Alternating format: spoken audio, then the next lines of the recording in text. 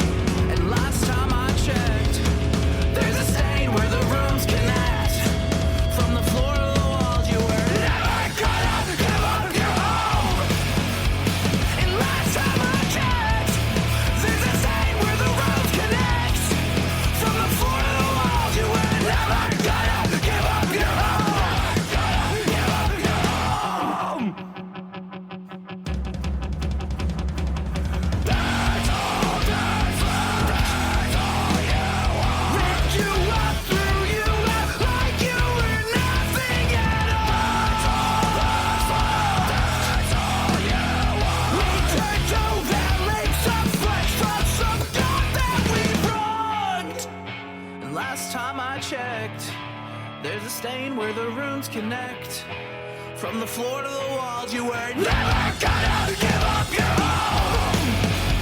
And last time I checked, there's a sign where the rooms connect from the floor to the walls. You were never gonna give up your home. Never gonna give up your home.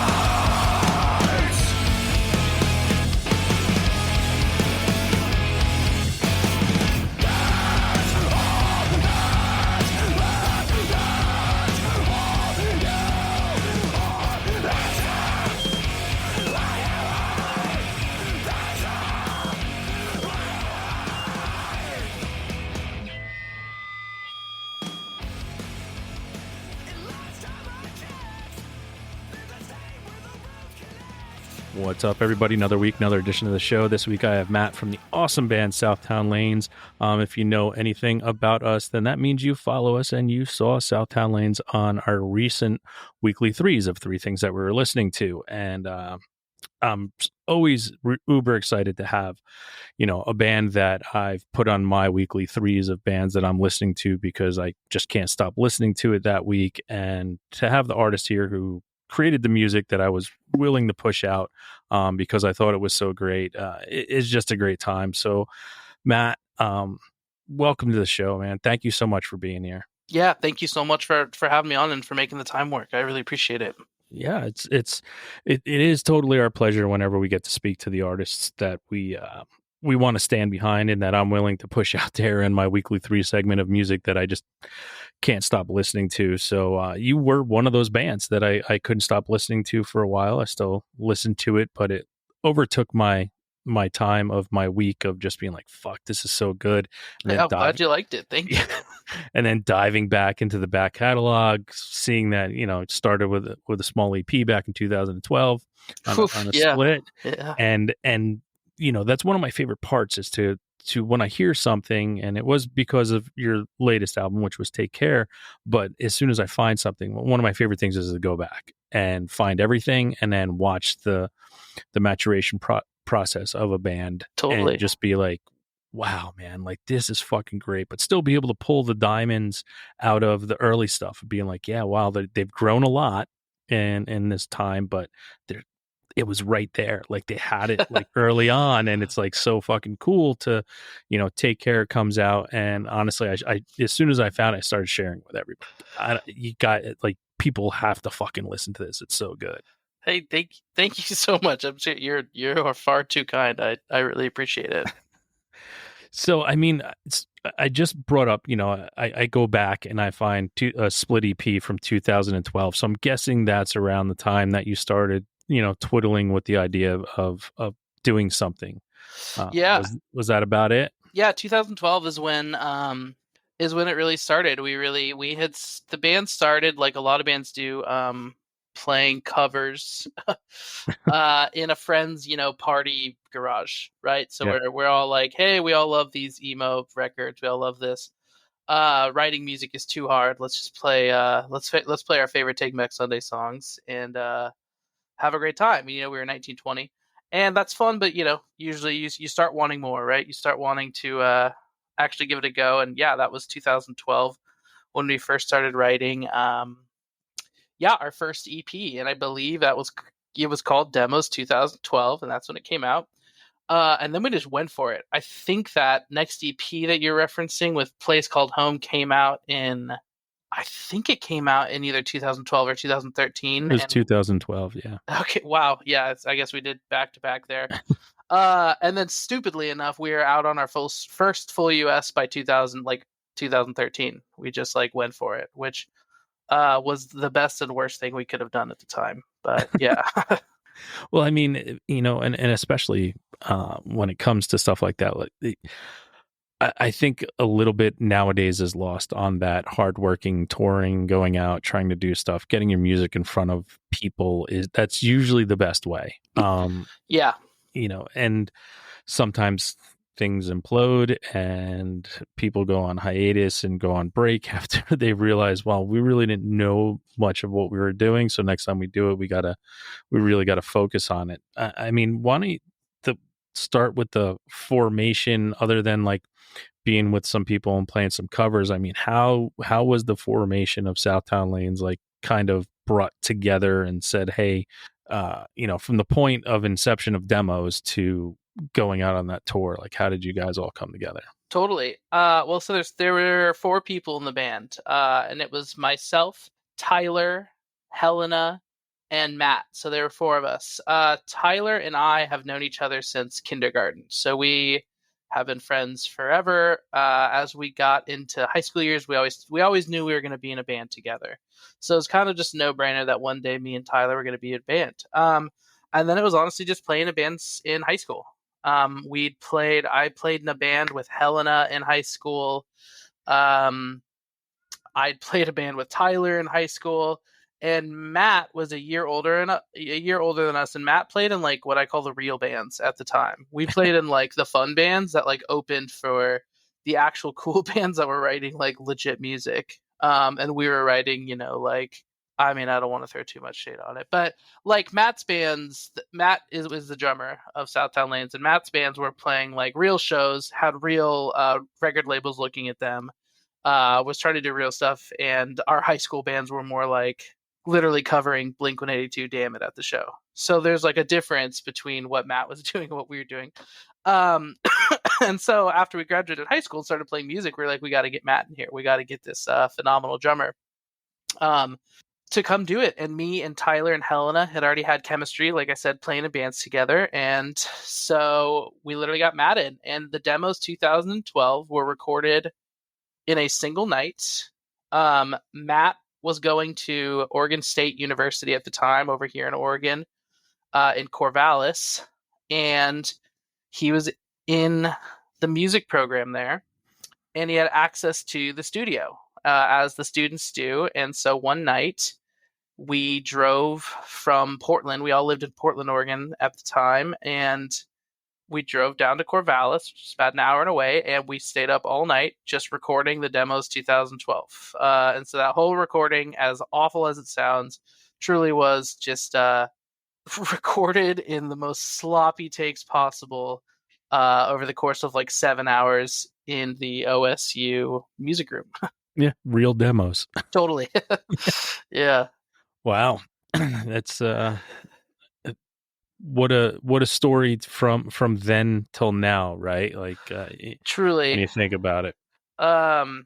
Yeah, being in a band that young, it's the best and worst thing, because you don't know what you're doing, and that's the almost the most fun part, because you don't know how much better you could be doing. So it's kind of like this ignorance is bliss thing. Like, it doesn't really matter that you're like maybe not approaching things the most sensible way, because you're just having fun.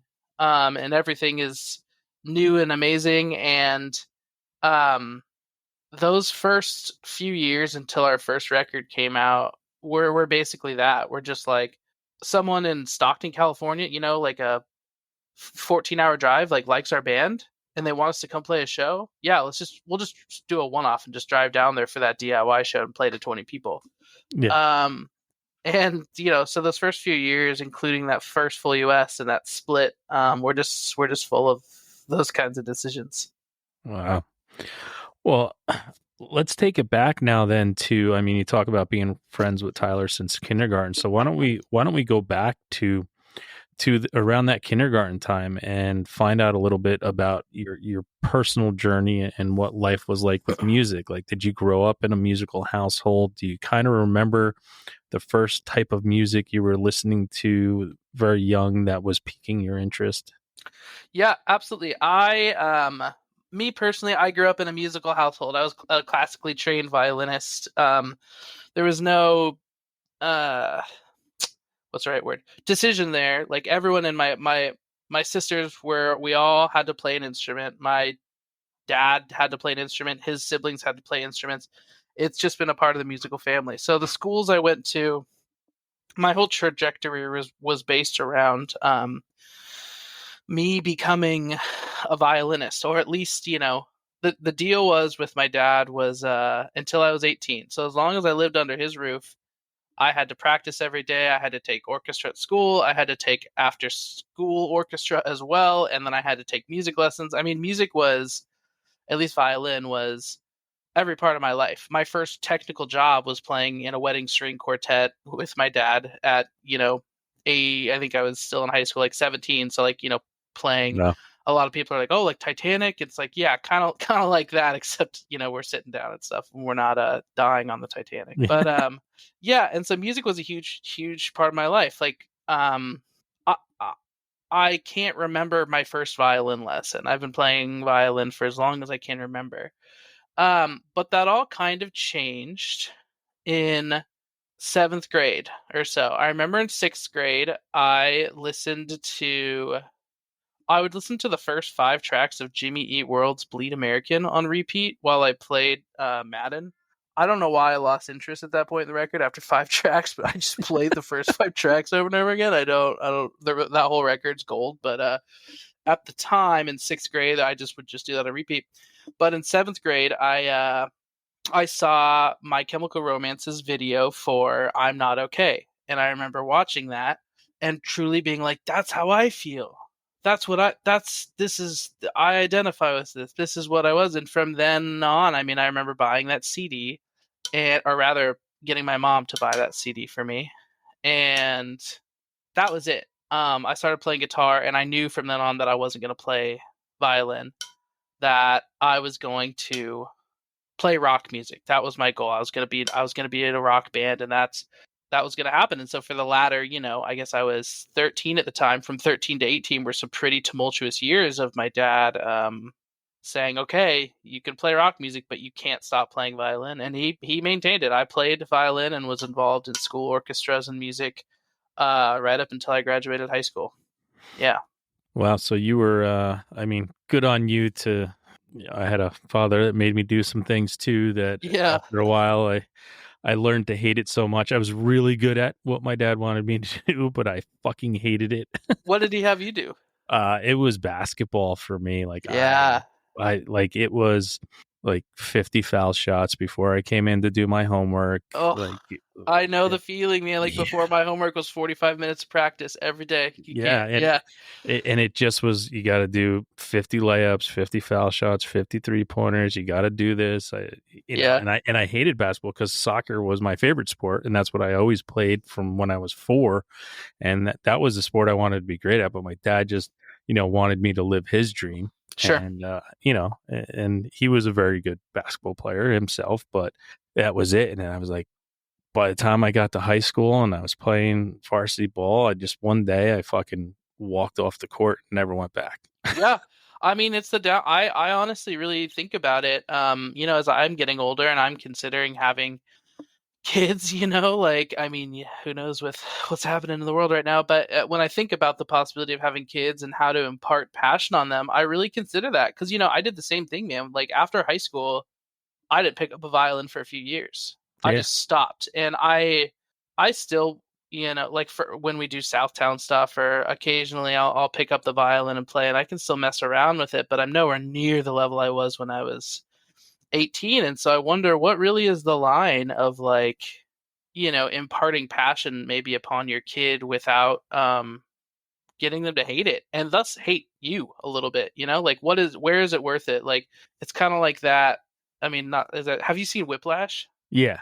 Yeah, it's kind of like that line of like, obviously that movie pushes it way further than anything should go, but the idea remains the same, right? Like how, for what quote unquote greatness, like what's worth it in the end. So I don't know. I do think about that a lot. Yeah. I mean, and see, I think the thing is too, like you're never going to know. And I don't think that line is ever, because everyone's different, right? And everybody can handle things differently, and everyone's line is a little further down the road.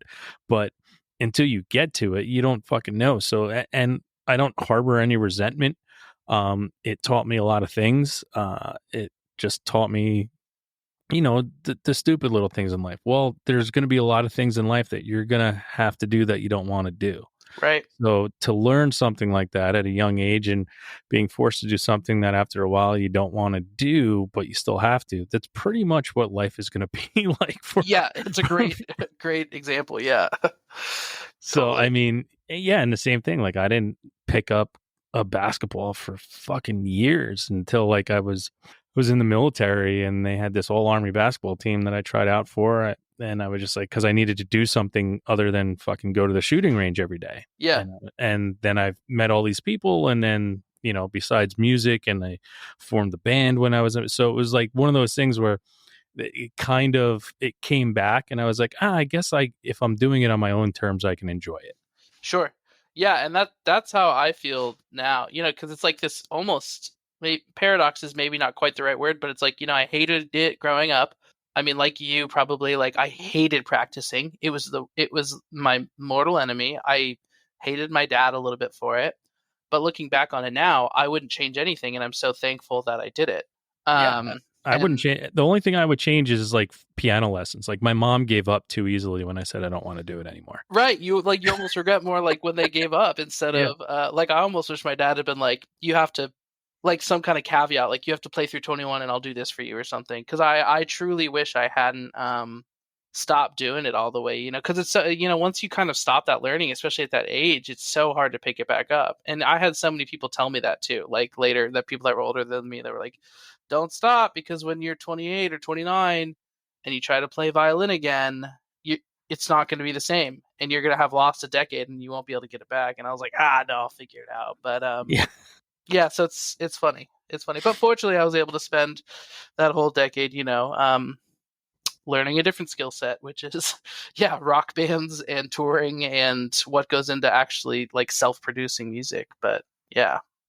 So when you realized that you wanted to and you wanted to pick up the guitar and do that, like what was like the first thing you did when you got the guitar? Was it did you go look for other people to form a band with right away? Because I remember in middle school and stuff, if you grab the guitar or drums, I played drums, so but like you're just looking for other people to like play with.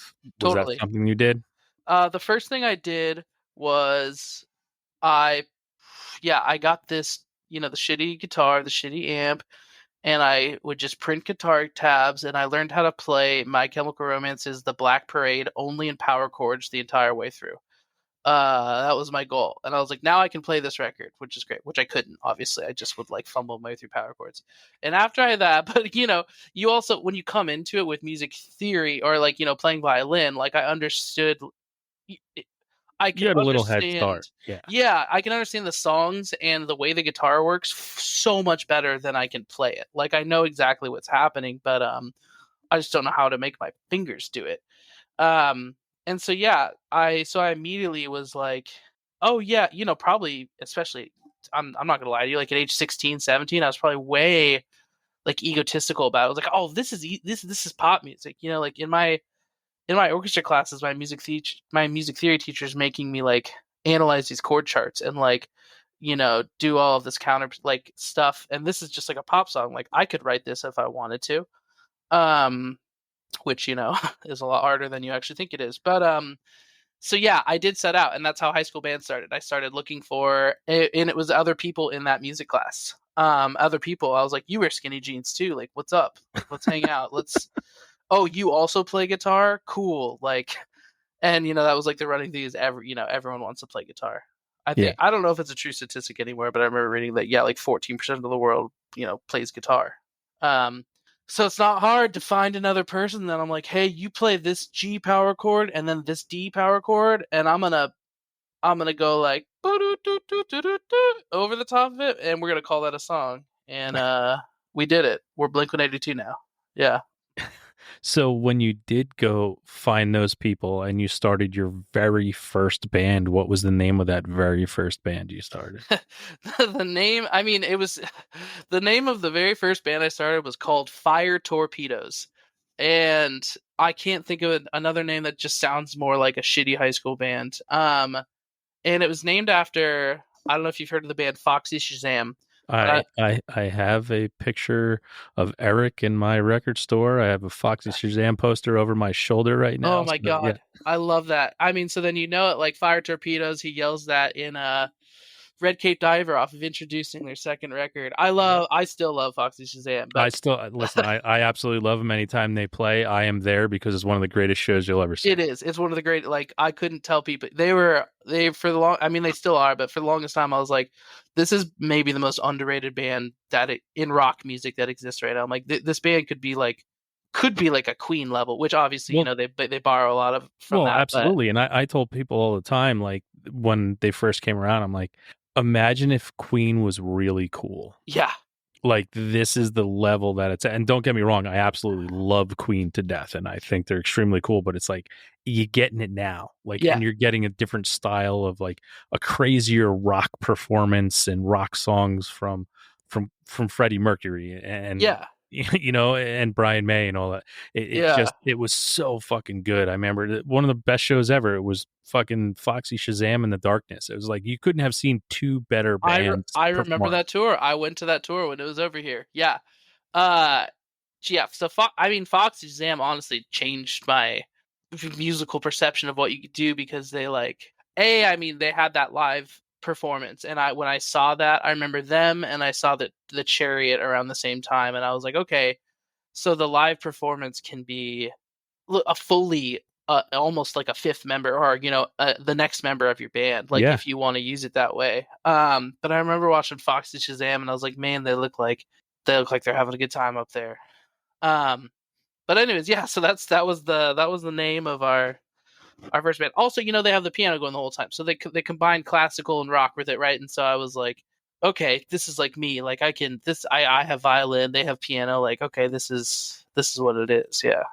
Yeah, I still have, you know, one of my favorite concert T-shirts that I've yet to wear, but it was from that tour, and it was the red one that said "Black music for white people," and I was like, "This." I was like, "Fucking." Dude, some of their shirt designs were so sick. I remember one of the ones I feel like it was around the introducing era, but it might have been after that. But it was just like I don't forget the exact wording, but it was like new Foxy Shazam sucks. Bring back Flamingo Trigger.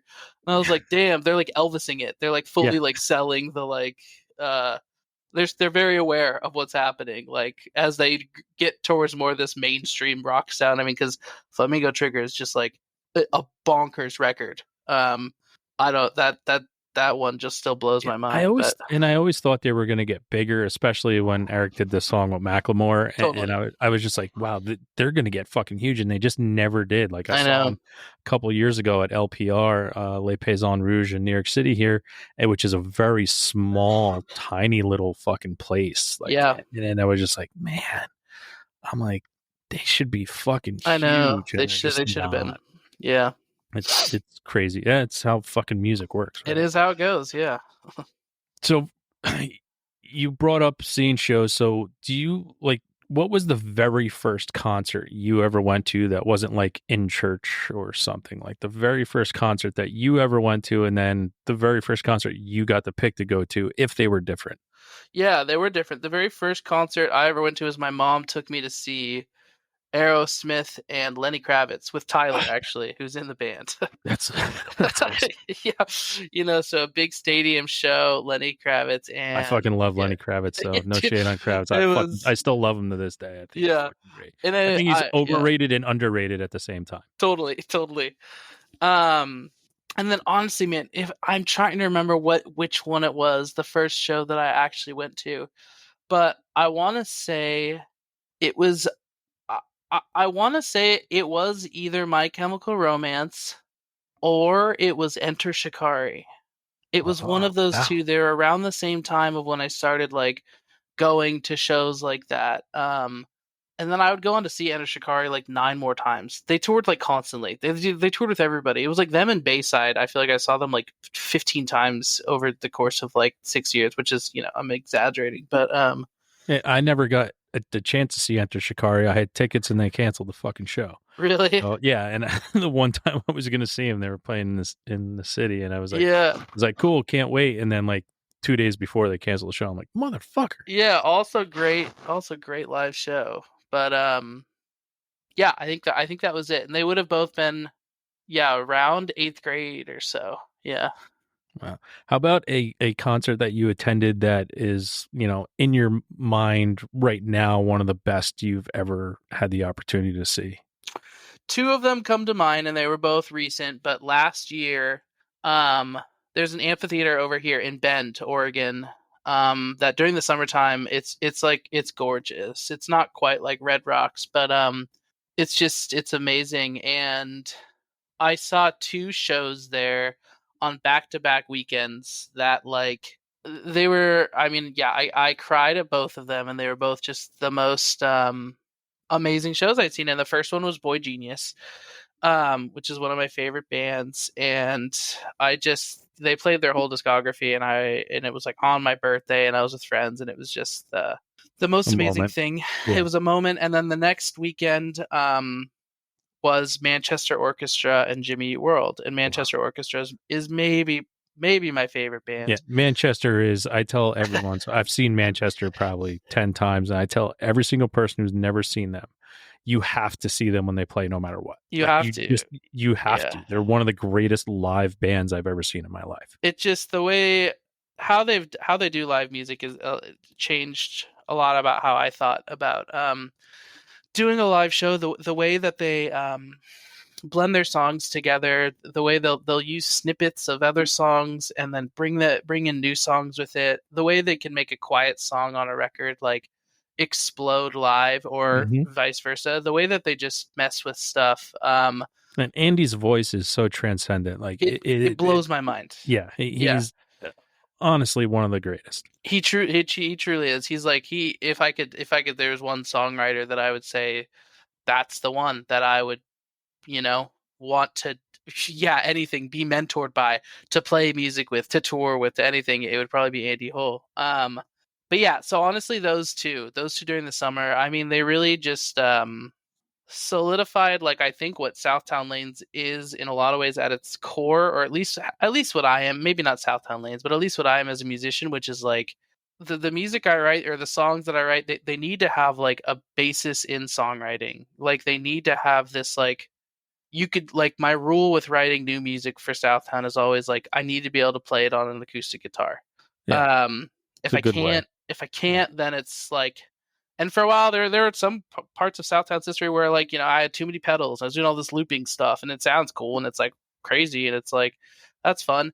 But they just didn't have the same grounded feeling. Like, I just have, there's just, I think about Julian Baker or Phoebe Bridgers or Andy Hull, and just like some of those moments when, like, it all peels away and it's just, there's no backing track, there's no metronome in the ear, there's no anything. It's just like a guitar and a voice, or a piano and a voice, and I'm like, man, that is like, that's what I want. That's what I want to do. That to me is like, what the songwriting that I'm trying to achieve, I think. Yeah. Well, I mean, if you're saying that, then there needs to be some work done with some acoustic outtakes of "Take Care." Totally. We've talked about it. We thought that would be we're kind of switching things up a little bit behind the scenes, or not, I don't mean that in like a scary way. Like, we're just looking at the next year of the band's existence, what we want to do, and I think an acoustic session is definitely on the radar. Yeah, and it can take on like that, and show the true wordsmith that you can be when you do stuff like that. Like, I had a band here, NVM, Nevermind, and Nice. they had same thing. Like, they stripped it down. They took 5 songs off of one of their great albums and stripped them down, and the songs took on a whole new life, a whole new meaning. Everything sounded completely different, but you could get the same sense of the song, whether it was played fucking in a hardcore manner or a stripped down manner. And that's just like, fuck, when you can do it both ways, that's one of those things where I'm just like, God damn, that's so fucking good. I know, and we've never really done it with we've never done it before. We've never done the acoustic cover, really. We've never, like, tried to do it. So I'm excited, especially as we've brought some more instrumentation into the band. We've brought some more piano, and we've kind of brought a little more capability of, like, of what we can do with it. So yeah, I'm excited to see where that goes. Nice. Me too. Now, here will be the hard question for you, and talking about the songs you've created and things like that.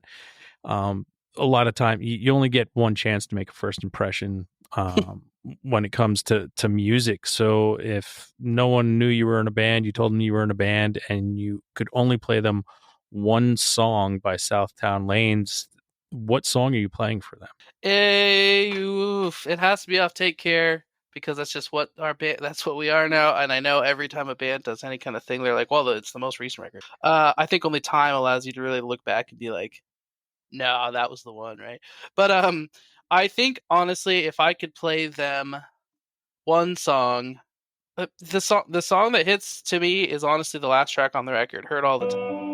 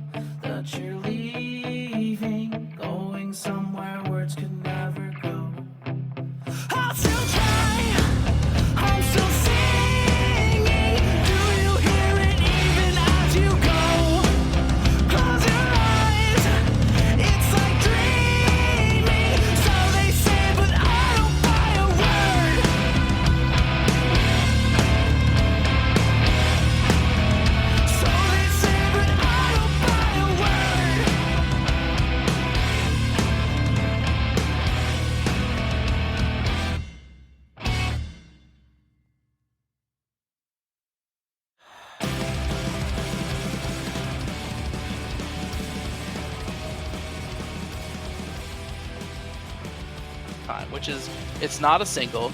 It doesn't have huge replay value. It doesn't even like maybe represent the band in the best way. Like, but we thought about all of this stuff. Like, there's a reason it's not a single. There's a reason it's not like, Go Cold is like the commercial answer, right? That's what I'm gonna be like. Yeah, it's got the chorus, it's got the music video. If I want you to really try and hook you on our music, if I want to sell you our music, I'm going to tell you Go Cold. I'm going to say that's the one you got to listen to. But Heard All the Time, to me, that was the first name of the record before we settled on Take Care. And it's just the most, like, to me, the most fluid song we ever wrote. We wrote it in such a short amount of time. And it just punches in such a way that I'm like, this is what the band's trying to do. That song goes all over the place, and it just to me, it has a lot of lows and a lot of highs, and it shows the potential of where the band could go at any time. So yeah, I'd have to say Heard All the Time, last track on Take Care. Wow. Nice.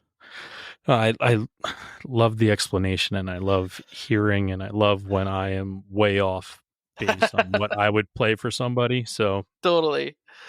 I mean, I'm probably wrong. I mean, this is probably this is why we like try to have a manager and have stuff.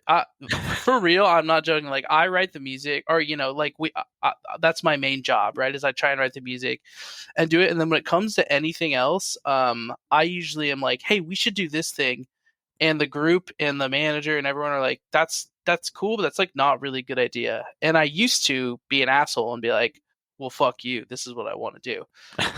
When I was younger in 2015 or 16, and now I've learned that I'm wrong most of the time. And that when I go with the answer that everybody else wants, I'm usually much happier and it's a better answer.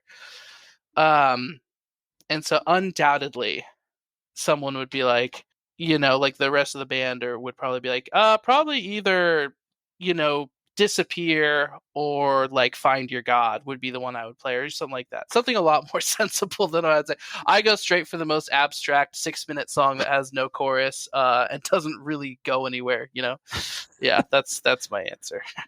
yeah, and when I pick, like, I picked my song that I play for people for you, and it's like I try to find the best representation of what I think you're trying to do. Mhm. Especially before I talk to you, it's one of the, I'm just like, hey, give it to somebody. Hey, listen to this song. Totally. And yeah. Now, But would you say that's your favorite song that you guys have released to date? yes, and that's probably like a better way to say it. Like, Heard All the Time is probably my favorite song, and that's the one I'd be like, this is my baby song. But if honestly, if I was like not, just like this song means everything to me or whatever, and I was like, hey, you should check out this song because it's going to determine whether you like our band or not, I would probably show them Witness. I would probably be like, yeah, it's got minor parts, there's some screaming in it. It's fast, it's major a lot of the time though as well, and it's a little mathy but not too mathy and stuff. So yeah, I would say Witness or Go Cold. Like, if I was if someone was like, well, what does your band actually sound like, not what's the one off that you love. I think it's crazy that you have yet to name the song that I've played for people. Which one do you play for people? Reprieve. Oh, dude, see, that's the funniest thing. Reprieve, like, I can't tell you how close that song was to not making it on the record. Wow. We My favorite song by Guns N' Roses was Rocket Queen, that they almost left off of Appetite for Destruction too. So yeah, yeah, first song written for the record. Legit, that opening riff was probably written back in 2018. Had been in the song bank for a long time, and it was like our practice song when we were writing the record. It was like, all right, like, let's play this song, and it was hands down everybody's least favorite song on the record. And so we went into the record after we recorded it, obviously, but we went into it being like, all right, we're probably going to cut it down to, to these songs. We're going to lose Reprieve. And Jed, like, our manager, was like, you can't do that. And we're like, what? He's like, you have to keep Reprieve on. Like, he's like, it's my girlfriend's favorite song. It's like this, like, it's a great song. Like, you need to keep it on. And it's just so funny I feel like it's such a common band thing that it's like, the songs that we are like, meh, take it or leave it, tend to be the songs that people are like, this is the one.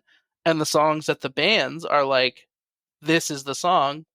Commercial audience is like, it's good, but it's kind of, if there's one I skip on the record, it's going to be that one, you know? Yeah, well, you're too close to it. I mean, and especially something that you kind of, I know what it's like when you're recording, you're coming up with songs, and then when the album finally comes out, and then when you're playing them, like you're just sick of stuff, right? So, Totally. and that's where a lot of that comes into play. But my thing is like, you can't waste a song. If you've written a song, like you can't waste it. You can't just throw it away. You can't just like, that's nothing, and get Right. rid of it. It's really important that, like, there was no collusion prior to this and me saying that that's my song between the manager and I. But Yeah. I mean, that was really, it's one of those things where you just got to let someone else decide for you. And everyone's always going to decide once you actually release it. That's Totally. the thing. Once you put it out there, someone's going to attach themselves to something, and you have to accept what they attach themselves to. Yeah, it's like the opposite of Kill Your Darlings, and I've learned to accept it a while ago, and in the same way a lot of people have, said like, like you really should kill this part. Like this part just shouldn't exist in that song. It just doesn't work. I know it's your favorite part. I know your guitar gets to go all wheedly wheedly and it sounds really cool, but it just doesn't serve the song. It doesn't write to the song. And you throw a fit about it. And then months later, when you've listened to the first playthrough and all these things, you hear it, you're like, fuck. Yeah, they were right. That should have never been in there. I can't imagine that part being in there. It's like the opposite of that, of like, yeah, when someone says, and also, the recording engineer and everyone were like, I think it should stay. That's why we called the song Reprieve, is because it's like the most, it kind of chills, at least for us for a second, comparatively. Like it's this kind of 5-minute pop song, with like, a somewhat heavy bridge, but it's kind of just like, yeah, let's take it easy for a second. This whole record has just been a lot of like intense cuts and punches, and again, that song still goes. Like I'm not saying it's boring necessarily, but it just kind of, it relaxes, I think, a little bit more than other songs on the record, and I honestly think that's maybe why other people have attached to it, because you're not the first person to tell me that, honestly, which is funny. Well, nice. So I'm on the right path. Yeah. Totally. Now, when it comes to, you had mentioned Manchester Orchestra before as maybe one of your favorite bands, but like, what band in your life like never lets you down, that you can always turn to when you need something to listen to, and it's just always going to be there when you want it? Another band in a similar genre that I also, I mean, everyone's favorite band is underrated, but maybe my tied for my other favorite band is All Get Out, is a band that I often will be like, damn, they just write such good songs. And he sounds like a little bit of Andy, so very much so. They both have this kind of dirty South kind of thing going on, and Nathan's, he once did something really awesome for me at Furnace Fest. I gave him one of my shirts because he was an early guest on the show when I started it. No way. Yeah, and gave him a Hidden Tracks t-shirt, and right before he went to perform, he put it on and rocked it the entire set, and was the cover boy for Furnace Fest in 2021. And then he wore it in his music video. I'm like, that dude's fucking righteous. Like that's so cool. He's one of those, like, I get nervous because at times they'll play shows. I mean, it depends on where they're at. Like, sometimes they'll open for big bands. Sometimes they'll, be main support maybe for a smaller, like 600 cap room or something like that. And in those shows, you kind of tend to see like bands hanging out more than just back in the green room. He's one of the nicest dudes. Don't get, like, he really is one of the most down to earth, nicest fucking guys ever. Like, I haven't been able to do it. I have both times. I've just been like starstruck. I just can't. I'm like, no, I'm just gonna watch. I'm gonna watch him from over here. But just go up to. I'm telling you, next time you have the chance, just go up to him and tell him how important he is to you, and I guarantee you'll get a hug. He's one of the nicest dudes in the world. He really is, and his music's great. And is like, it's always one of those things where, you could be intimidated, but it's also at the same point, like, he's just a person. He writes great songs, plays great music. They should have been bigger. And he's just happy doing what he's doing. And, he does a lot of production stuff too with other bands, and he's just one of those people that likes to help people too. So it's Yeah, he would get so much of you just being like, man, I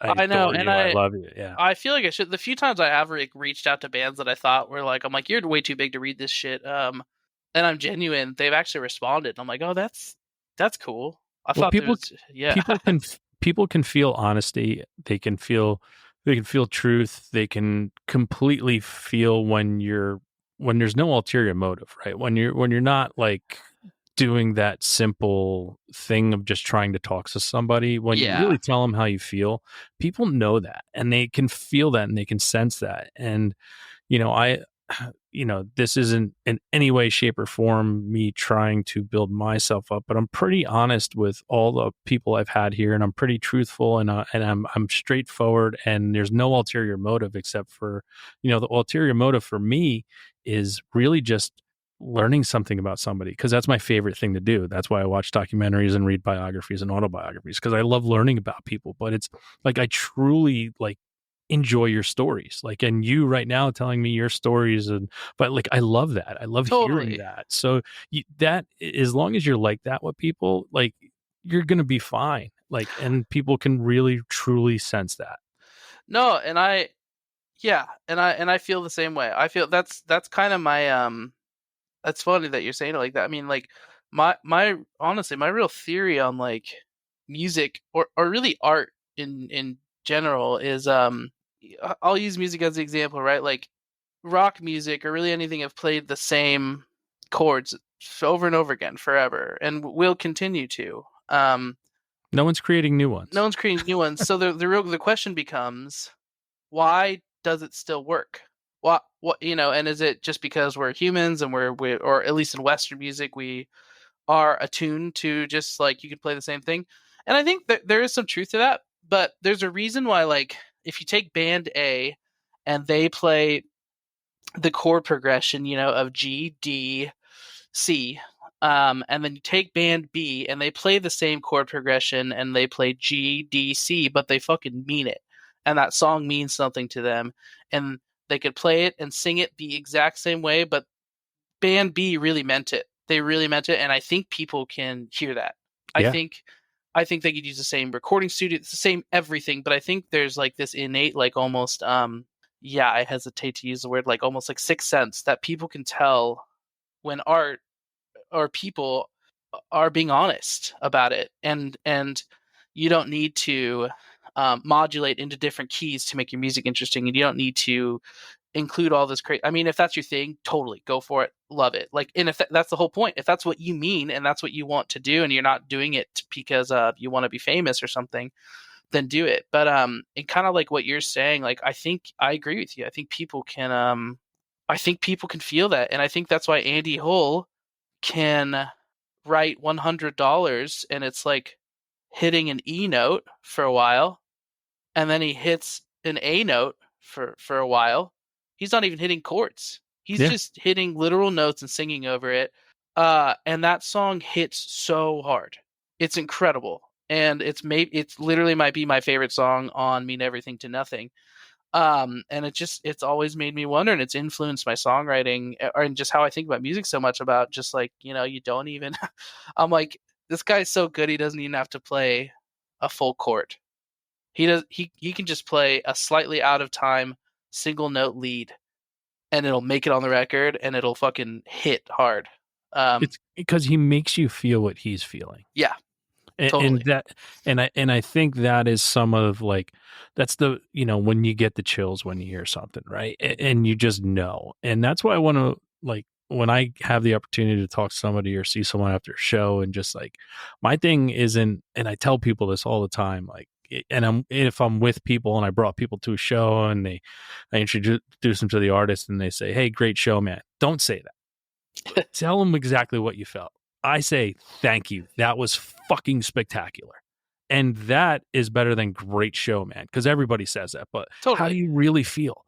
Tell them how you really feel. And you can do it in 5 words or less. And just, it's more impactful, Yeah, it means and everything. Yeah. yeah. And that's like, that's the biggest thing, like I say thank you to everyone for everything. And I'm like, it's 2 words. and so important. Like the two simplest words that you can say, and it's like that means more than great show. You're totally right, man. Yeah, that's a great way to look at it. You're right. Yeah, yeah. Huh. Well, we just waxed poetically about life real quick. That was awesome. Yeah, totally, totally. So, back to you. Back to your personal journey. What were you listening to the day you got your driver's license and picked up your first friend? Oh my God, let me try and remember the day I was actually out of town when it happened, and I was honestly listening. I mean, this is funny enough. I was honestly listening to Yellow Card. Yeah, All right. listening to Yellow Card. Sunset. What was that? Ocean Avenue? Yeah, they had I was Ocean never. Avenue. Yeah. Yeah, I was yeah, yeah. never a yellow card person. So. I had to because they had violin in the music, and I grew up playing Yeah. violin. So I was like, "Oh, okay, cool. This is what you got to do." Nice. Yeah, my wife loves yellow card. I was never really Totally. big into it. Listen, they wrote some bangers, but it just wasn't my cup It of just tea. wasn't your And that's thing. fine. Yeah, yeah, Yeah. yeah. Now, talking about like people performing songs and stuff in your performance career so far to date, do you have like a great performance that stands out in your mind that for right now is the greatest performance you've ever had? And then also, I'm going to need to know the worst performance you've ever had. Oh, so many of them. But one that, like, some bad ones occupy that little cortex in your brain that when you least expect it, it pops up from that shitty time. Totally. Okay, so man, the best show I've played to date, I honestly think the best show I can remember playing to date was honestly our tour kickoff show for Take Care, which was the first show we played Take Care on, which is not quite a year ago. It was in May of last year. And it was because we had I think that show was so great to me because I mean, this record, obviously means a lot to me, and it was the first time I got to play it live in front of people, which was cool. But this whole like record was kind of an experiment of like, okay, what if we do things the smart way? What if we, consult people and try to do this and, actually have a campaign before the record comes out? And what if we have a whole mood board? And what if we do all these things that, you're supposed to, well, we'll give you maybe a better chance at making it, but really at the end of the day, nothing's gonna beat raw talent, right? But anyways, we put all this effort into it. We put everything into it, and I realized like a day or two before that show, like, like what if people don't come? Like what if this isn't good, and it's right before we leave for tour and we're going to be in a van together, like, so what if this whole thing just doesn't work out? And it was an incredible show. It was one of the best shows I've ever played. I mean, I remember people actually singing along, and yeah, it wasn't huge because it paired up with a band that's much more popular than us, called Weather Day. And so they were playing the show too, and they brought a lot of kids out, so it really filled it out more. But that, honestly, I remember that whole record was like, are we going to be able to put this thing out and be able to do it? And is this going to work? And are we going to be able to tour? And are we too old to do this? Like, should we have never come out of our hiatus? And I remember in the middle of that show looking out and being like, it was all worth it. Like, this is why I'm doing it. This is what it is. So that's probably the one of the best shows, at least in terms of emotional fulfillment, that I feel like I've played. The worst show I have ever played, there's a few that come to mind, but they're all around the same time period. I would say the worst show I've ever played was probably in Southtowne Lanes' mid-touring time. One of our mistakes is we just toured way too much and did way too much. We didn't focus on quality. We just went for quantity, which didn't work. And, I think we were in, I want to say it was Kansas City, playing to absolutely no one for, the 10th day in a row. I was broke. It was the normal tour blues, as much as I want to talk about how sad it was, I'm also like, wham, like cry about it. Like everyone deals with it. Like, shut up. But I just remember there was no one there, and it was especially heartbreaking because the promoter we tried so hard. We were the touring band, and they weren't sandwiching us. They weren't, and there were actually kids there. And I tried to tell the promoter, I'm like, hey, please, please, can you make the local band play last? Because everyone's gonna leave, and I just, we've been on tour for like 30 days, and please. And the guy was like, dude, trust me, ton of people are here to see your band. No one's gonna leave, right? And everyone left, including the promoter. Um, and we played to. I think for most of the set, we lit like the room was empty. I think they left shit plugged in. And I fucked up a bunch, and the band wasn't super happy. Like we were just, and I remember leaving that, and we had an all night drive that night too, and we had no money, and I was fronting the money for it. And I remember that being maybe one of the most miserable shows that I've ever played. Wow. Well, sorry to have you drum that back up, but It's people like to okay. hear the dirt. It's humbling, man. You gotta, I mean, Hey, listen, yeah. I've been at some of those things too, where like, you know, it's to my own detriment at times. But like, if you have me as a fan of your band, you have me for life. So like, if I have an opportunity to see you, I go out of my way to see you. And like, there was this band that I was helping with their second album, and they came to New York City, and of course, a local band played before they did. They were headlining, and the only people that were left were my wife and I, and the band. It was the bass player's parents came in from Kentucky. Yeah. And I was like, man, It hurts, man. And being the promoter or the person helping it, that it also hurts too. Like yeah. But and they played their heart out. They really did. Like they just played like there was 1,000 people there, but like no one was there. And it was like, I mean, that's a true testament. I look at bands all the time, and after I got a person that's done it, I'm like, hey, if you're not gonna play, yeah, if you can't play to empty rooms and play like you do to 100 people in the room, then you honestly aren't cut out for this. Like, because it's not gonna be easier than this. So you need to be able to get used to it. And even as you get bigger, like in times, you just watch.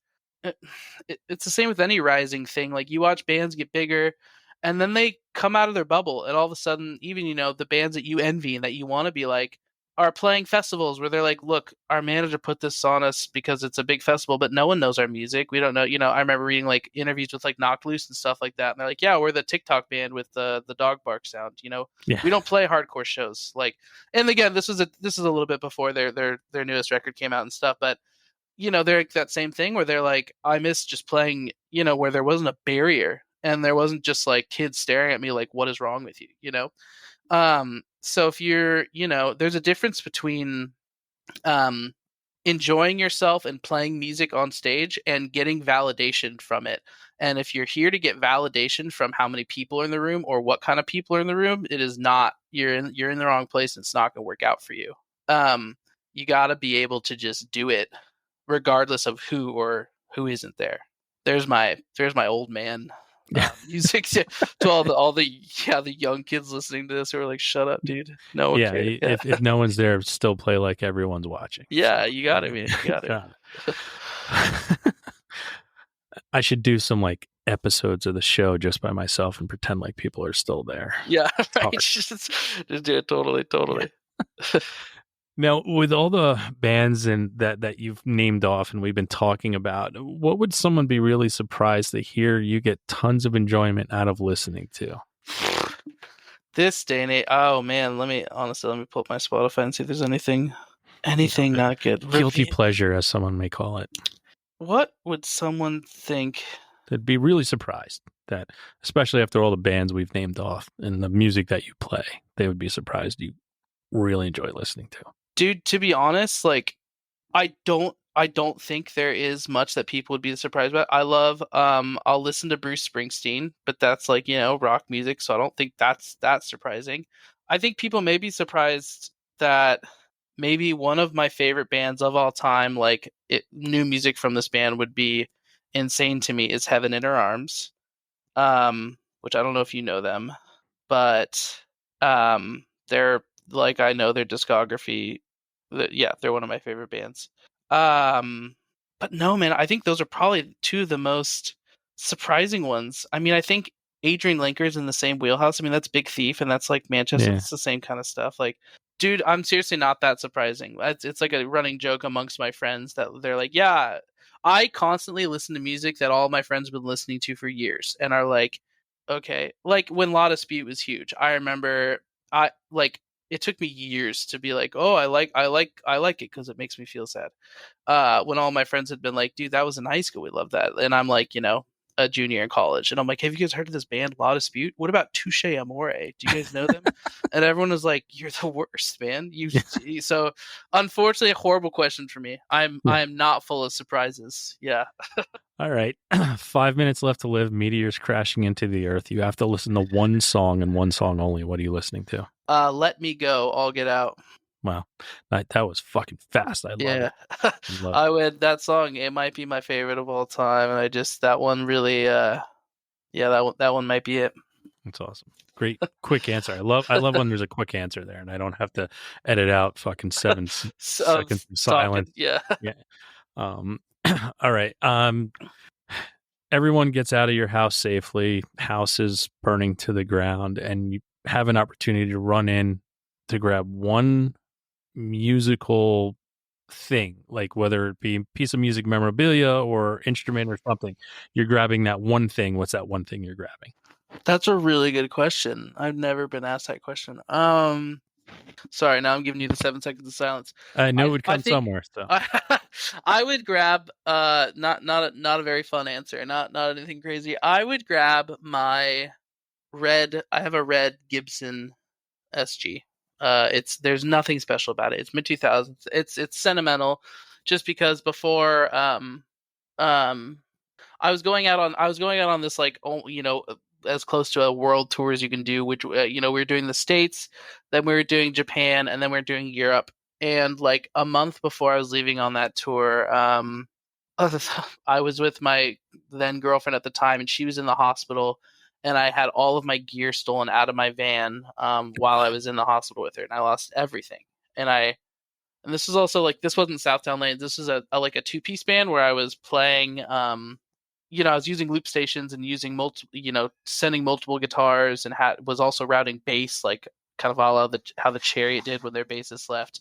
And my pedal board and my gear was kind of like everything. It wasn't just like, I got my guitar and my amp, like whatever. It was like this massive, massive loss. And eventually I did a little GoFundMe, and some people gave me some money, and my insurance policy gave me some money. But one of the biggest things is my cousin. I was struggling to find a good guitar because it was, honestly, like maybe the most important part, but not. I can play this music on a shitty guitar, but I need these pedals to like just do it. I can't use shitty pedals. To do like the looping and stuff. And my cousin gifted me this really nice SG. He just gave it to me. There was no like, I'll sell it to you for cheap. There was no. He just like shipped it, and I fell in love with it immediately, and now I pretty much only play SGs, to be honest with you. And that guitar went around the world with me, and I've played it everywhere. So I think that would be the one. Is that the SG I'm staring at? Yeah. Yeah. Nice. And fuck those people who seriously like those. They have no fucking clue like what they did. Like I think a lot of times when people do that, like they just don't really have any semblance. Like a band that I absolutely love, it had recently happened to them, Alpha Male Tea Party. They're from the UK, and like they loaded up their van, went back in to get paid, go back out, their van's gone with every single thing they have while they're on tour. Like, it's terrifying, man. Like I don't know how I would. It's the security you have to take is crazy, and I've learned from watching other bands and stuff. But yeah, it's hard. They target you. They really do. They target the band vans. Because they know how much is in there. But yeah, shit sucks. Assholes. Yeah. Fucking assholes. Yeah. Well, all right. Don't want to end on that horrible note, but totally. we're coming in on our hour, so we're going to be moving into our final segment, which is our weekly threes that I talked about earlier. It's 3 things that you're listening to that you'd like to share with people. And before we get to there, now's my opportunity to give you a huge thank you. Matt, thank you so much for the music you created that brought the two of us together. I don't think that goes, uh, just, it's not lost on me. That kind of stuff where I can find music that I really like hits me in a way that I want to reach out to the artist and I want to put them on my threes or have them on the show, anything like that. It means the world to me that you created something that I was able to find and connect with. So, that's where my huge thank you goes out to you for that, because it's really important to me and what you do and creating music and writing songs. The people that don't do it really have no idea how hard it actually is to do. Some people think it's just easy. Same way some people think that having a podcast is just easy for one guy. Meanwhile, I do all the research, listen to all the music, do all the production, do all the interview questions, do everything Yeah, myself. It's yeah, it's not just talking into a microphone and posting it up for people to hear. So, but totally. it means the world to me, and I just want to let you know you have a fan for life in me because of what you created and spending time with me. And I feel like I know you a little bit better, and our listeners will, and maybe some of your fans that don't know the ins and outs of you will know you a little better too. So, thank you so much for that. Yeah, man, and I feel the same way. And thank you for having an honest conversation with me. To be honest, like especially like what you're in New York, like New York Um, proper. uh, Northern New Jersey, right outside New York City. Oh, you're in New Jersey. Okay, yeah. Yeah. But I mean, I don't know, man. Like thank you for giving me the opportunity to talk about it. It's honestly it's really hard to talk about your passion, as I'm sure you know. It's Yeah. hard to a lot of us, when you really put yourself into something, want to just be like, it's pretty shitty actually. Like, don't listen to it. Because I'm scared. I'm scared if I put myself out there and tell you I really like this and then you don't like it, that that'll get my feelings hurt. And it's the same way with talking about your art after you release it. You're kind of scared to talk about it or to promote it or really to do anything. And then honestly, being able to connect with someone and talk about it, because I feel the same way. I feel like you're a very good interviewer and you are very good at allowing the room to talk, but also uh having a good conversation about it, which I have tried like 2 different times to interview people, and it's fucking hard. It is not easy. You think it's just like, yeah, I'll listen to them and then I'll have a question. But before I knew it, every time like I'm launching off on a story about something, and I'm like, wait, I shouldn't be talking. This isn't for me to. And it's really hard, and you have to be intuitive to do it. And the fact that you're doing it over just there's not even video here, man. You just doing it over headphones. So Yeah. thanks for I hate the hour went by I hate fast. I hate the video aspect. I did it a couple times, and you know I don't know if I've ever said it on air. I usually, when people ask about video and stuff, but yeah, this might be the first time I say it on air. But the reason why I don't do it is because I am pretty intuitive when it comes to conversation, and knowing that when there's a camera on someone, they are not the same person. You are getting a different version of, you're not getting the true person. No one is 100% themselves when there's a camera on them, no Dude, matter you're what they so want to right. say. I've been leaning up here like I came from like a workout and I'm sweaty and covered in, but Yeah. I feel like I'm really honest. But if this were a video thing, I'd be trying to sit up straight and No, exactly. And like yeah. I get this at certain times, I get to like, I stand up here because my legs hurt. I get to put my feet up. I lean back, pull the microphone closer, but it's more comfortable. You're not worried about anything, and you get to be yourself. And I think that's where a lot of things are lost nowadays, is because there is so much, whether it's a photograph or a video or something, you're putting yourself out there. And I always say, if it's a video, you're not getting that real person. And that's why I don't do a lot of videos for anything. And people are like yelling at me now at like my record store that I opened last year and music venue, like, dude, you got to do videos in your store and do this. I'm like, I'm not that person. That's not, Yeah. I don't do that shit. No, I Like, like it, man. I'm honestly it's been a relaxing hour. I've been into it.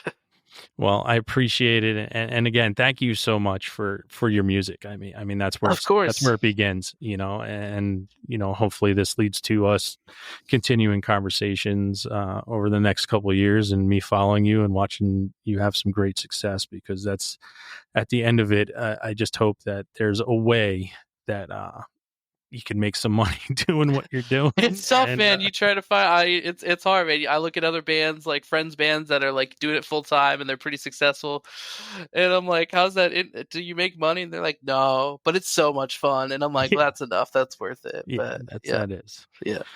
But yeah, let's roll into our weekly 3 segment. So you pulled up Spotify before, but if you may need to do it again, but it is 3 things that you're listening to that you'd like to share with people. You give your 3, then I give my 3 for the week.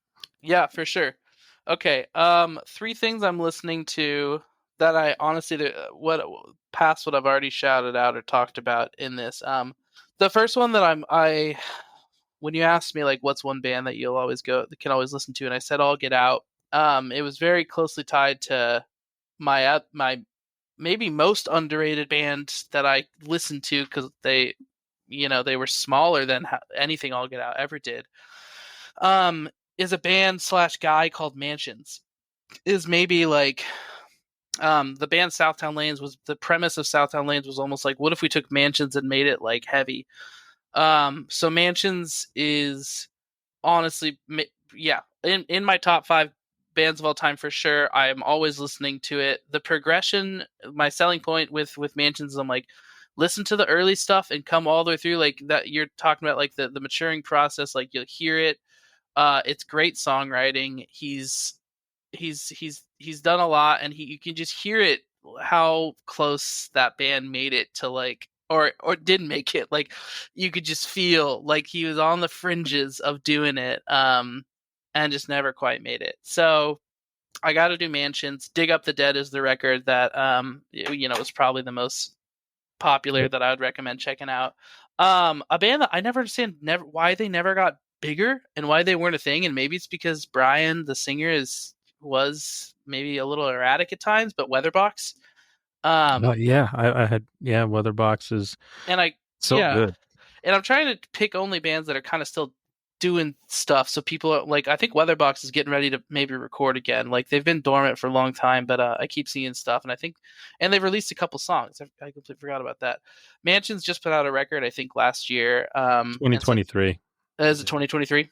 Totally. Oh man, I'm getting old. Time's going quick.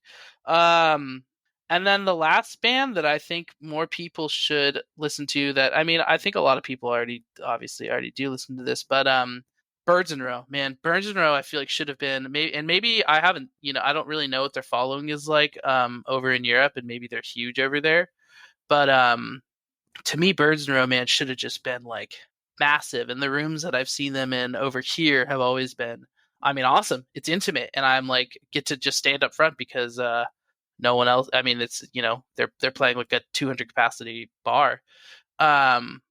But honestly, I love those moments, the small venues of the big bands that are like huge in Europe, and they come here. Yeah. And like, one of my favorite, I've said it here a bunch of times, with like Biffy Clyro from Scotland. They headline Leeds and Reading, and they play in front of 200,000 people. Then they come to New York City and they play in front of 1,000. And Yeah. it's like the greatest. Crazy. Yeah, but so yeah, those gotta be my 3: Birds in Row, Weatherbox, and Mansions. Nice. So that's a good 3, man. Good run on those 3. Hell yeah.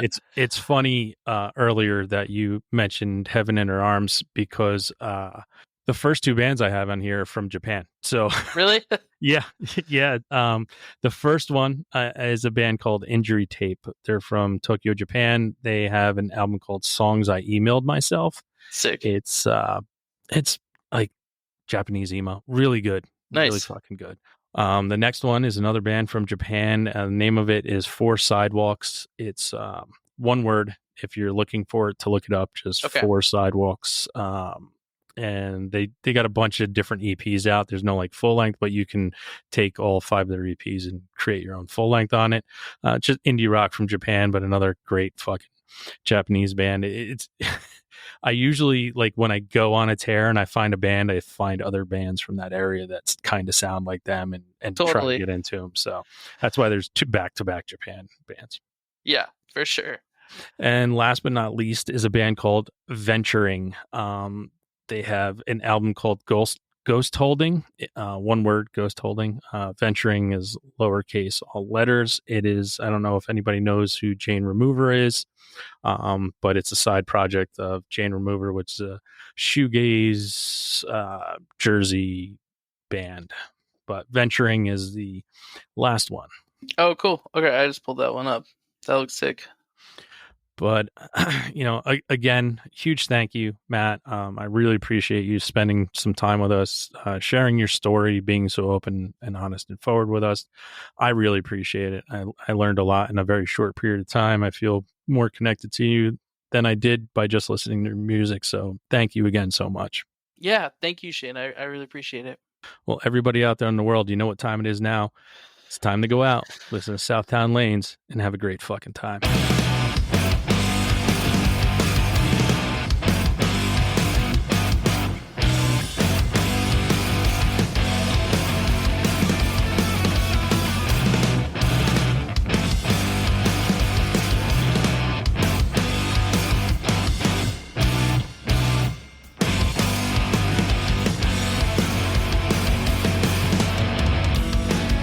Been a while since we've been speaking. Been a while since you've been drinking. 50 years come and gone. Now we're tracing back each line to a time when you weren't caught up, to a time when you were happy. I don't think that we can go back. I don't think that it's worth trying. Nothing's there. It washed away. The ocean never stays the same. You can still see where the waves crest. A kid that's not done living. Living every day, feeling sorry for yourself. You're gonna have to get up and tell someone else. I'm losing hope. I'm just wishing that you're gonna hear me. I'm just wishing that you're gonna save me. I'm just wishing that you're gonna love me. I'm just hoping that you'll see.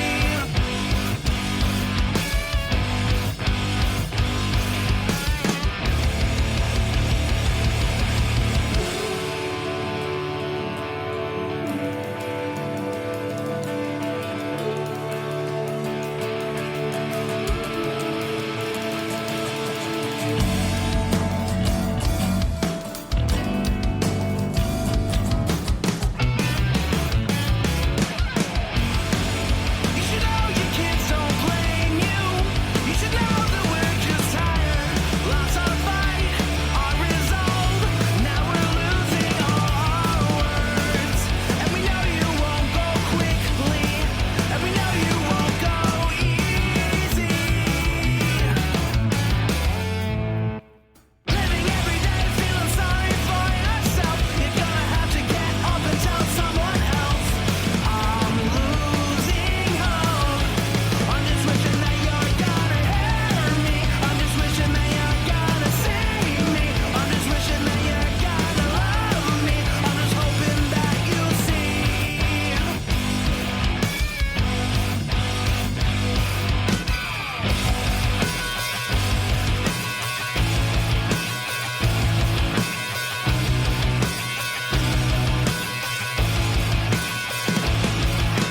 Looking at yourself at the end of the day, you think you worked real hard. What am I gonna say? I think you lost your love, yeah, it flew away. You took the chance to leave when he should have stayed.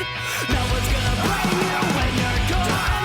No one's gonna tell you you were wrong. We all just have to wait for that fucking call.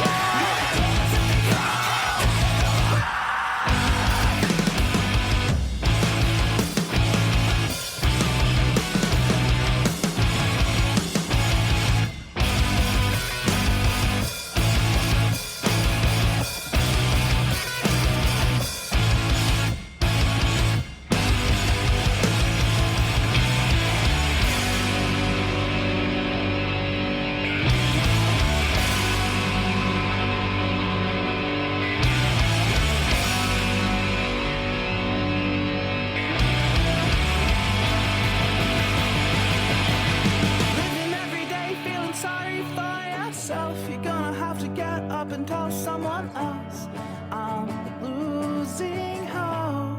I'm just wishing that you're gonna hear me. I'm just wishing that you're gonna save me. I'm just wishing that you're gonna love me. I'm just hoping that you'll see.